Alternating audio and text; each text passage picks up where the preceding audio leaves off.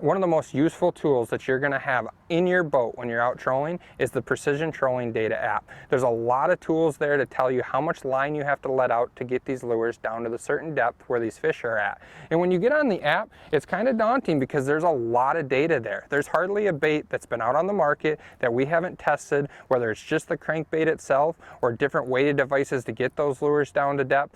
So one of my favorite functions within the app is actually the favorites feature, and I'm going to show you how to do that. Basically, if you pull open the app and you go to your list function, you're going to see an option that says all lures, favorites, 50+2. We try to break it down in segments for you.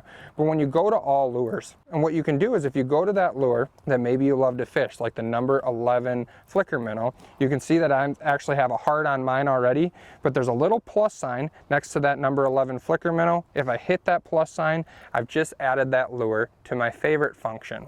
So now if I go back to my list function here, you can see the tab that says favorites. I go ahead and I click favorites, and right there is my number 11 flicker minnow. Go ahead and click that. Now all the information on the number 11 flicker minnow is right there on the Precision Trolling app. So even if you only have a handful of lures that you like to fish, you can go ahead and put them in your favorites function, have quick access to them there on the Precision Trolling app. So anytime you're on the water, right at the tip of your fingers, you know exactly how much line you have to put out to get that lure down to the right depth and to put a lot of fish in the boat.